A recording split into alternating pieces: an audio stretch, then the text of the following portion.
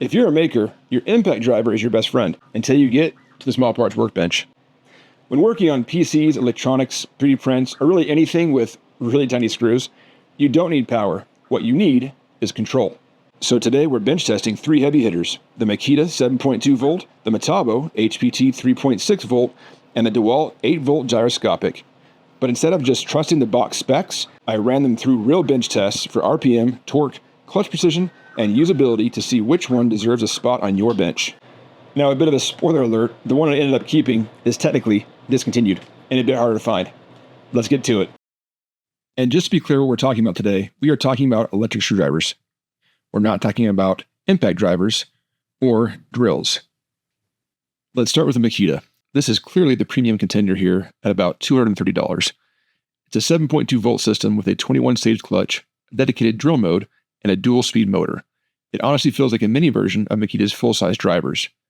In the box, you get a hard case, charger, and 2 batteries. Next up is the Metabo, formerly Hitachi, and this is the value play at about $79.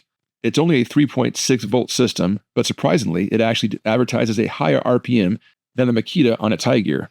It also comes with a lifetime tool warranty, which is pretty rare in this category. And finally, we have the DeWalt, sitting right in the middle at about $119. This one is completely different from the others because it uses a gyroscopic control system. You press the trigger and simply twist your wrist to control speed and direction. It's a really unique interface, but it does take a minute to get used to. Now let's talk about the physical size and weight of these tools. Starting with the weight, the Metabo is the lightest of the group, sitting at just 1 pound, making it extremely easy to handle for long work sessions. The DeWalt sits right in the middle at 1.1 pounds, and the Makita is the heavyweight here at 1.2 pounds. Switching over to their footprint, the Makita is the longest at almost 11 inches extended, but the DeWalt actually folds down to the most compact, making it the easiest to fit into tight spaces when working in pistol grip mode at just 7 inches long. All 3 of these tools have your basics like LED trigger light and a locking bit lug, but only the DeWalt has an always viewable battery indicator. Let's talk about ergonomics. All 3 of these feature a clamshell design, meaning they can switch from a straight inline driver to a pistol grip. But the devil is in the details here. The DeWalt is the only one in this lineup that actively locks into both positions, making it feel completely solid in the hand no matter how you hold it. The Makita and Metabo rely on friction and spring tension. The Makita has a bit of a design flaw. Whoever designed the hinge in Makita was clearly out for blood. If you aren't paying close attention when you snap it from elongated to pistol grip, it will absolutely take a bite out of the meat of your palm. You've been warned.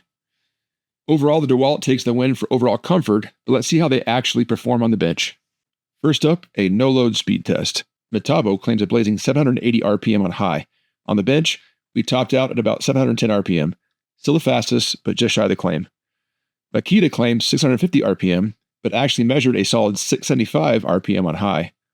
DeWalt also surpassed their claim of up to 430 RPM, with our tachometer clocking it at 440 RPM.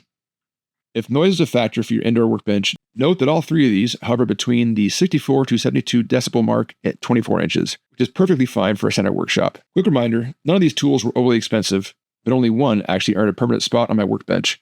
I do these deep dive tests so you don't waste your money. So if you're finding this helpful, hit that subscribe button. Now let's look at raw torque. For this test, I drove 1 1/4 inch wood screws into a pine 2x4 and then took the average completion time between 3 screws. While these aren't impact drivers, you want to know they can handle basic household tasks. The Makita and Metabo powered through in low gear at around 3 seconds each, but they both actually failed the test in high gear. The DeWalt dominated here, sinking screws in an average of 1.7 seconds. On the digital torque adapter, Makita led with a 29 inch-pound stall torque. Metabo hit 26, and DeWalt came in at 23. Now, don't let these numbers throw you off. 20 to 30 inch-pounds is plenty for what these tools are designed to do, but it proves that manufacturer max torque claims are rarely what you get in real-world situations. Now let's take a look at low torque precision usage. This is where the screwdriver versus driver distinction matters. For delicate plastics and sensitive circuit boards, you need a clutch that releases early so you don't strip threads or crack a PCB. In my testing, all 3 of these tools were capable of hitting a 0 inch-pound release on their lowest setting. The Makita's auto stop is great for motherboard standoffs. But the DeWalt really shines here. Twisting your wrist to back out a screw without hunting for a side button makes assembling anything on your workbench so much faster. Before we get to the winner, we have to talk about the missing piece to this puzzle. Most of these screwdrivers only come with 1 or 2 cheap Phillips bits in the box to get you started. If you're working on PCs, electronics, or even flat box furniture, that's not going to cut it. You need a massive variety of heads. I keep this specific kit on my bench at all times. They actually market these as impact bits, which means they are hardened to take a beating. Look at all the options you get with this kit. Now, it's not going to have the massive, highly specialized selection of a premium precision bit kit like the iFix at Manta, but for 95% of your standard workbench and household projects, this kit has exactly what you need. I've driven wood screws into 2x4s with them with zero issues, but honestly, they are most at home right here on the workbench. You don't always need the raw power of an impact driver, but having this kind of quality and selection in one affordable kit is a massive value add. I'll drop the link for this exact set down in the video description. Here's a quick table I made that compares all the things we talked about, and even a few things we didn't. Pause here if you want to study this comparison in any more detail. So which screwdriver won? Well, as I mentioned in the spoiler, the DeWalt is the only one still sitting in my shop. If you want the most drill-like experience, get the Makita. If you're on a budget, the Metabo is an incredible value.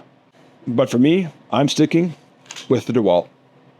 As you saw in the charts, it did not have the highest RPM or torque. It's because the gyroscopic control is a game changer for bench work. It becomes an extension of your arm. The frustrating part, DeWalt discontinued it, and there isn't a true successor yet. So if you happen to see one of these on your local hardware store shelf, grab it. I'm Zane, and this is Mr. Armageddon Builds. Thanks for watching, hit that subscribe button, and we'll see you on the next one.